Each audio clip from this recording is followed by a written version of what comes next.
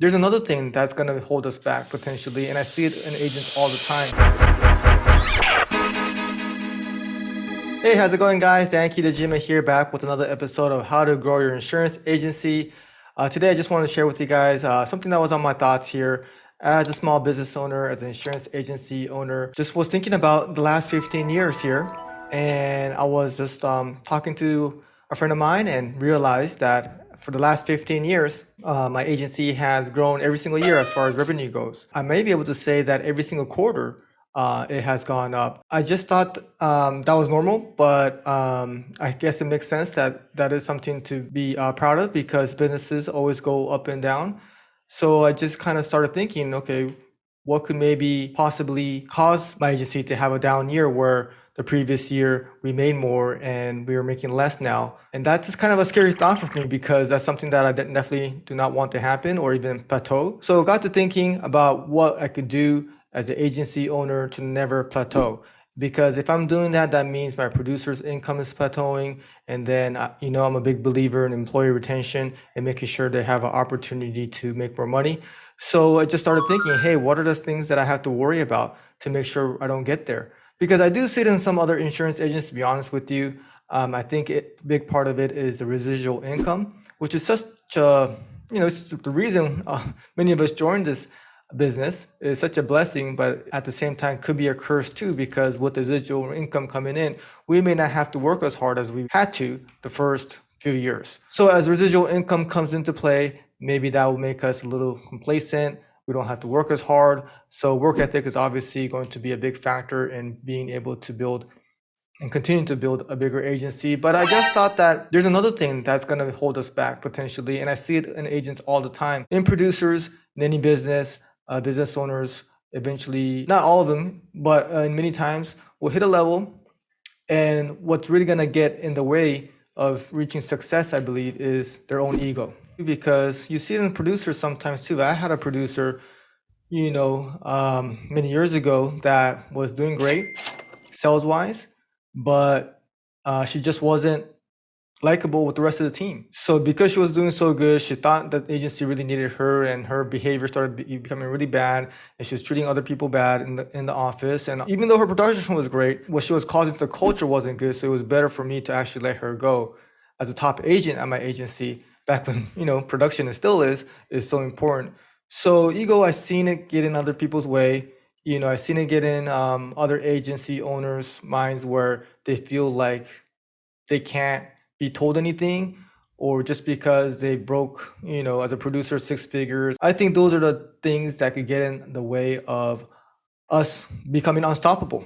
And that's really what I want to do, is become unstoppable, where I just don't have anything that's going to stop me, because the ego, I believe, is the biggest enemy when it comes to stopping us from achieving our a mastery level. Because when you don't have an ego, that really makes you feel like you're always a student or you're always a beginner, because you're not afraid to not know, or you're not afraid to suck. And by having that attitude, you're actually going to learn more. So it gives you more time to become a master at your craft, because you're always thinking that you don't know, which is funny because you actually learn more that way. Whereas if you have an ego, you feel like you know everything. And when you feel like you know everything, you're not going to learn anything. And I think it goes in so many other directions too. I mean, when you have an ego problem as a leader, that makes you not a great leader, because you're telling people, your staff members, what to do, or you're maybe criticizing them in a way where you're putting them down because you have insecurity of yourself, and then your ego is letting you think that, hey, because I pay the bills around here,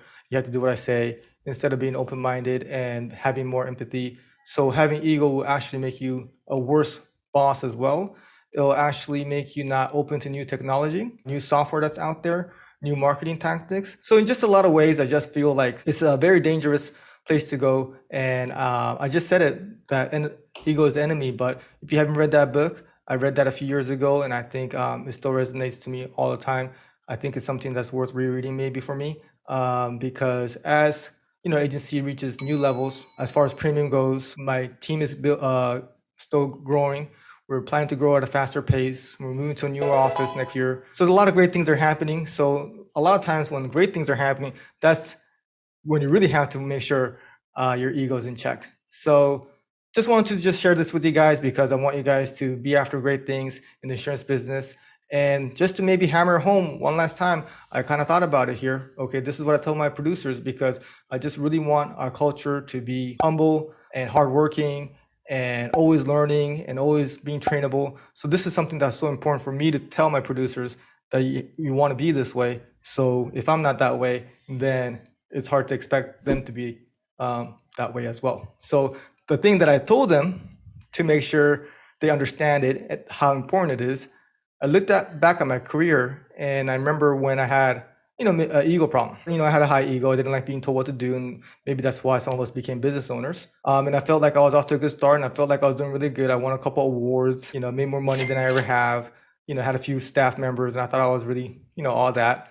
But there was a direct correlation. And when I look back at my career, the more I lowered my ego, my income actually started going up. If that's not good enough reason, I don't know what is, but the lower your ego, the higher the income becomes. And you got to combine that with, confidence. I think confidence comes from actually having experience in winning in this business. So that's going to be something that you could earn for yourself. Ego is something where it's just make believe, just comes from insecurities and it's just made up. Confidence is completely different. That's from putting the work. When you work hard, you feel like you deserve to win and you have experiences that you have won and you know what you're doing. So that's completely different. Humility and confidence is what you need in this business and ego is what you don't want in this business. So just want to share that with you guys because, again, I just want all of us to win in this great business that we're in, the insurance business, and all your small business owners as well. It's not easy what we do, but, we're going to keep learning. I'm going to be a student and I'm going to be in class every single day. No matter what level I get to, I'm going to stay hungry, like I always say. So until next time, let's get it, guys. Hope this helps.